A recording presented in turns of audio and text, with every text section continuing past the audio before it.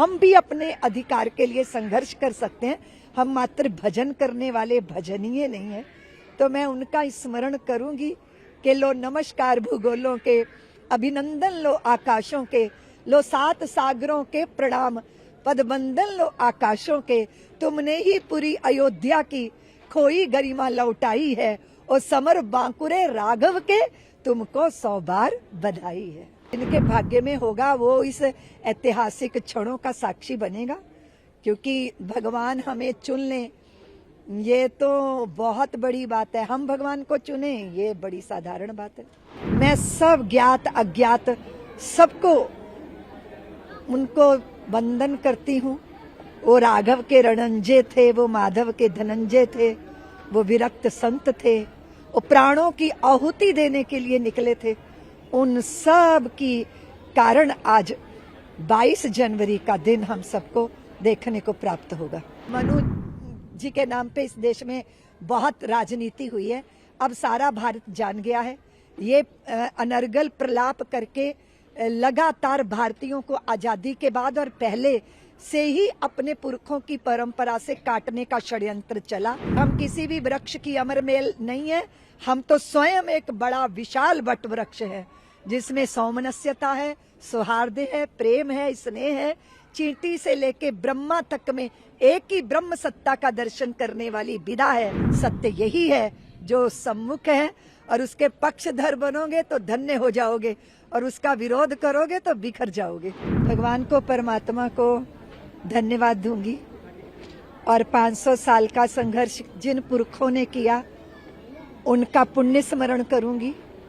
Car सेवकों के बलिदान ने, कार्यकर्ताओं के संघर्ष ने, संतों के आशीर्वाद ने, और सबसे बड़ी बात है इस आंदोलन के प्रति प्रतिबद्धता की निरंतरता ने, और फिर इस देश के अंदर राजनीतिक अनुकूल वातावरण बनने की वजह से हम आज अपने सपने को साकार होता देख रहे हैं।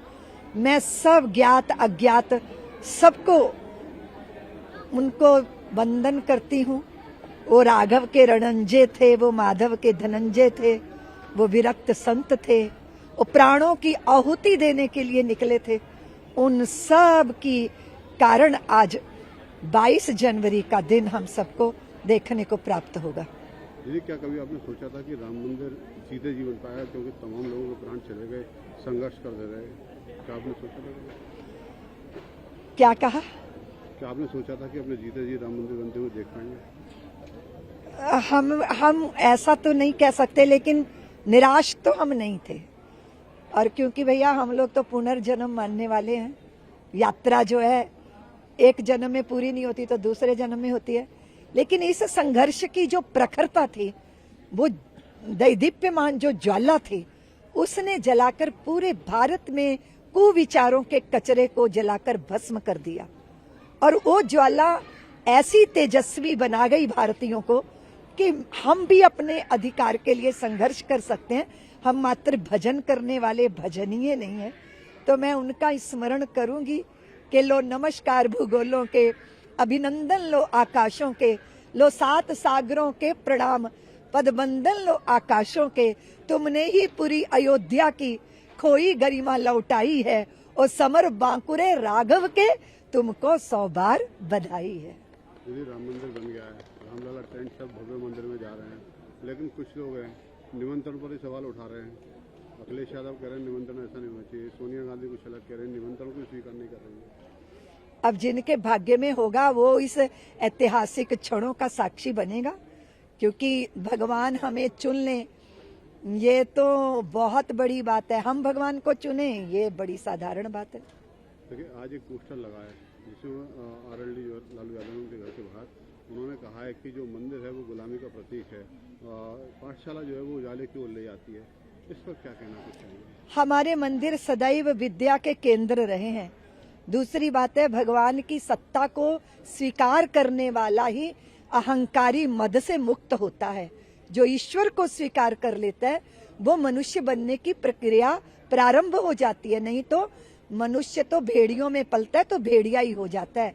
धर्म ही, संस्कृति ही, परंपरा ही, संस्कार ही हमें मनुष्य बनाते हैं। और मनुष्य बनना ही विद्या का सबसे बड़ा लक्ष्य है। तो पहले झुकना सीखेंगे तभी तो कुछ प्राप्त होगा। बिना झुके तो घड़े में भी जल नहीं भरता।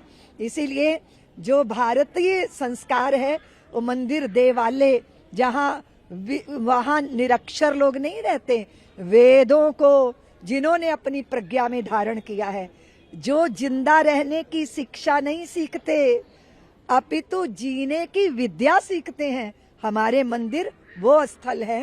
राजनीतिक किसी विवशता के कारण ये वक्तव्य हो तो मैं कुछ कह नहीं सकती, नहीं तो यही सच है भारत का।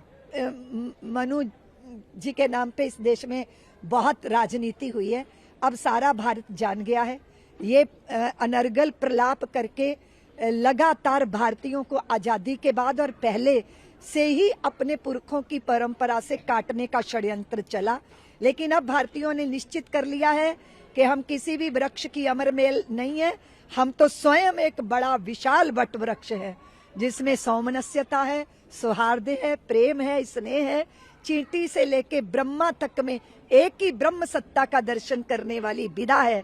और आप जानते हो कि नजर बदल गई तो नजारे बदल गए, किश्ती का रुख बदला तो किनारे बदल गए। इसलिए अपनी अपनी तरह लोग सोचेंगे, देखेंगे, पर मेरी माँ भारती जाग चुकी है और उसकी संतानें भी अपने प्रति और अपने भविष्य के प्रति, आने वाले युगों के प्रति सजगता की भूमिका निभाने के लिए प्रतिबद्ध हो चुकी हैं। दीदी, कभी अयोध्या, काशी, मथुरा की बात हुआ करती थी, विकासकरण में रंगी हमारे प्रभु श्री कृष्ण ने भी मार्ग प्रशस्त कर दिया है। निश्चित रूप से हम अपने वो दिन का दर्शन करेंगे जब हमारे कृष्ण की जन्मभूमि भी जो है वो मुक्त होगी और हम सब आनंद मनाएंगे। और काशी में भी नंदी बाबा जिधर मुंह किए बैठे हैं, भोले बाबा उधर ही हैं। और ये प्रत्यक्ष है, प्रमाण, और प्रत्यक्ष को प्रमाण की जरूरत नहीं होती। दूसरी बात ये है भैया, सूर्य जब उगता है ना, या तो कोई आंखें ही बंद कर ले या तो फिर कोई उल्लू की जाति का हो, उसे सूरज नहीं दिखता। नहीं तो सत्य का प्रकाश स्वयं अपने आप को प्रमाणित करता है। सत्य यही है जो सम्मुख है, और उसके पक्षधर बनोगे तो धन्य हो जाओगे और उसका विरोध करोगे तो बिखर जाओगे।